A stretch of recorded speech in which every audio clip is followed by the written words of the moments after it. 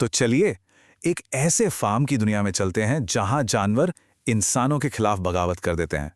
ये George Orwell की अमर कहानी है, एनिमल फार्म। पर यह सिर्फ जानवरों की कोई कहानी नहीं है, बल्कि इस बात की एक दहला देने वाली कहानी है कि कैसे सत्ता, कैसे पावर अच्छे अच्छों को भ्रष्ट कर देती है और कैसे आजादी के सबसे ऊंचे आदर्शों का भी गला घोंट दिया जाता है। हर क्रांति पता है एक विचार से शुरू होती है, और एनिमल फार्म की क्रांति की शुरुआत हुई इस एक शक्तिशाली और बिल्कुल सीधी साधी सोच से।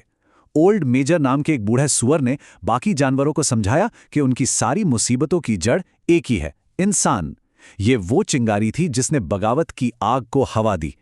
प्रॉब्लम एकदम साफ थी, और सॉल्यूशन तो उससे भी ज्यादा साफ लग रहा था। कहानी शुरू होती है मैनर फार्म पर। इसका मालिक है मिस्टर जोन्स, एक शराबी और लापरवाह इंसान। यहीं पर ओल्ड मेजर, एक बहुत ही सम्मानित सुअर, सभी जानवरों को एक खुफिया मीटिंग के लिए बुलाता है। उसके पास साझा करने के लिए एक सपना है, एक ऐसा सपना जो सब कुछ बदल सकता था। ओल्ड मेजर ने जानवरों के सामने उनकी जिंदगी की एकदम कड़वी सच्चाई रख दी।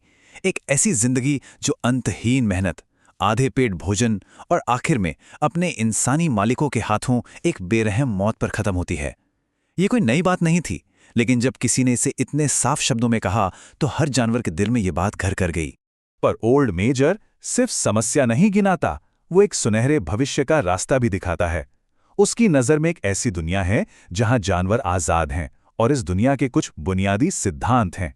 देखिए, ये कितने साफ और आदर्शवादी नियम हैं। सभी इंसान दुश्मन, सभी जानवर साथी, कोई जुल्म नहीं, कोई हत्या नहीं, और सबसे बढ़कर सभी जानवर बराबर हैं। एक ऐसा सिद्धांत जिसे बाद में सबसे ज्यादा तोड़ा मरोड़ा जाएगा। और फिर किसी के सोचे बिना अचानक विद्रोह हो जाता है। ये कोई सोची समझी साजिश नहीं थी। मिस्टर जोन्स के नशे में जानवरों को भूखा छोड़ देने से उनका सब्र का बांध टूट जाता है, और एक ही झटके में वे इंसानों को फार्म से हमेशा के लिए खदेड़ देते हैं। आजादी की सुबह आ चुकी थी। ये सब इतनी तेजी से हुआ कि किसी को सोचने का मौका ही नहीं मिला। मिस्टर जोन्स नशे में, भूखे जानवर गोदाम में, इंसानों का हमला और फिर जानवरों का जबरदस्त पलटवार।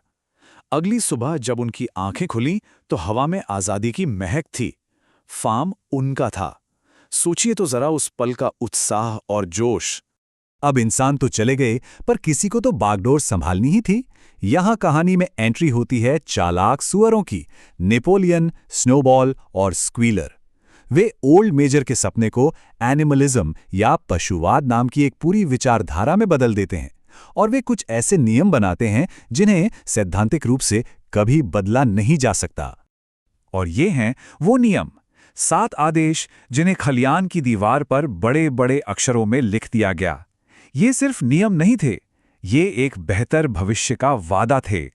एक ऐसा संविधान जो उनकी आजादी और बराबरी की गारंटी देता था। हर जानवर ने इन आदर्शों को अपने दिल में बसा लिया। लेकिन इस सुनहरे भविष्य की चमक के बीच भ्रष्टाचार की पहली परछाई पड़ती है। एक छोटी सी, लगभग ना के बराबर घटना, दूध गायब हो गया था।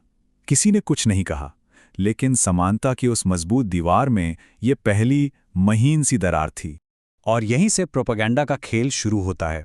स्क्वेलर, जो बातों का जादूगर है, डर का इस्तेमाल करता है। वो सुअरों को मिल रही खास सहूलियतों को सही ठहराने के लिए कहता है, अगर हमने ये दूध और सेब नहीं खाए तो जोन्स वापस आ जाएगा। जोन्स का डर, ये वो हथियार था जिससे बाकी जानवरों की हर आवाज को दबाया जा सकता था। बहुत जल्द फार्म का नेतृत्व 2 हिस्सों में बंट जाता है। एक तरफ है स्नोबॉल, जो नई नई तरकीबें सोचता है और एक आदर्शवादी है, और दूसरी तरफ है नेपोलियन, एक खामोश लेकिन चालाक रणनीतिकार। अब सवाल ये था कि एनिमल फार्म किसके रास्ते पर चलेगा। यहां फार्म के भविष्य के लिए 2 बिल्कुल अलग रास्ते दिखते हैं। एक तरफ स्नोबॉल का तकनीकी प्रगति और आरामदेह भविष्य का सपना है, दूसरी तरफ नेपोलियन की जमीनी हकीकत है, जो कहता है कि पहले पेट भरना जरूरी है। एक भविष्य की बात कर रहा था, दूसरा सिर्फ वर्तमान की। और फिर बहस का फैसला शब्दों से नहीं, बल्कि वहशी ताकत से होता है। एक बेहद चौंकाने वाले पल में नेपोलियन अपने पाले हुए 9 खूंखार कुत्तों को स्नोबॉल पर छोड़ देता है। उससे जान बचाकर भागना पड़ता है। लोकतंत्र खत्म हो चुका था। नेपोलियन ने क्रूर बल से सत्ता पर एक छत्र कब्जा कर लिया था। इस तानाशाही को ताकत कहां से मिलती है? बॉक्सर जैसे जानवरों के अंधे विश्वास से। बॉक्सर, जो सबसे मेहनती घोड़ा है, हर सवाल का एक ही जवाब देता है। अगर कॉमरेड नेपोलियन कहते हैं तो यह सही ही होगा। उसकी यह भोली वफादारी ही नेपोलियन जैसे तानाशाहों का सबसे बड़ा हथियार बन जाती है। अब जब असली विरोधी स्नोबॉल जा चुका है, तो नेपोलियन एक काल्पनिक दुश्मन खड़ा करता है।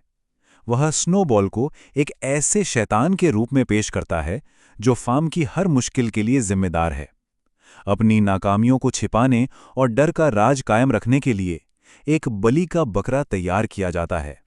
और ये रणनीति काम करती है। जब एक तूफान में पवन चक्की ढह जाती है, तो अपनी गलती मानने के बजाय नेपोलियन पूरी ताकत से दहाड़ता है। स्नोबॉल, ये स्नोबॉल का काम है। एक बाहरी दुश्मन का डर दिखाकर वो जानवरों का ध्यान असल समस्याओं से भटका देता है और अपनी सत्ता मजबूत करता है। और फिर डर को सत्ता का स्थायी हिस्सा बनाने के लिए होता है महान सफाई अभियान। ये एक भयानक मंजर था। जानवरों से झूठे अपराध कबूल करवाए गए और फिर नेपोलियन के कुत्तों ने सबके सामने उन्हें बेरहमी से मार डाला। इसका मकसद साफ था, आतंक के जरिए हर किसी को चुप करा देना। इस भयानक मंजर को देखकर क्लोवर नाम की घोड़ी के मन में जो निराशा उभरती है, वो शायद सभी आम जानवरों की आवाज है। ये वो आज़ादी नहीं थी जिसके लिए उन्होंने अपनी जान दांव पर लगाई थी। उनका सुनहरा सपना अब एक खूनी हकीकत में बदल चुका था। अब फार्म पर पूरी तरह से तानाशाही का राज है। इतिहास को रोज बदला जाता है, सच को झूठ और झूठ को सच बनाया जाता है। और देखते ही देखते सुअर हूबहू इंसानों की तरह चलने, रहने और व्यवहार करने लगते हैं। वे अपने पुराने मालिकों जैसे ही नहीं, बल्कि शायद उनसे भी बदतर बन जाते हैं।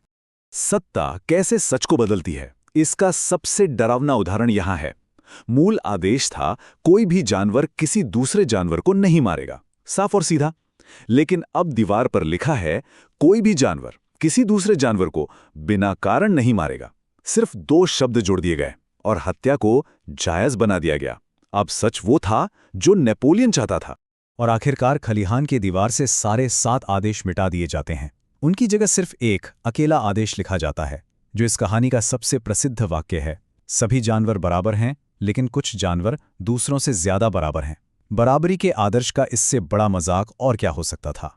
तो ये कहानी हमें इस जरूरी सवाल पर लाके छोड़ देती है, आखिर कैसे आज़ादी के लिए शुरू हुआ एक महान संघर्ष उसी जुल्म और तानाशाही का रूप ले लेता है जिसके खिलाफ वो लड़ा गया था। ये हमें सोचने पर मजबूर करता है कि कैसे अच्छे इरादे भी सत्ता की भूख के आगे दम तोड़ देते हैं।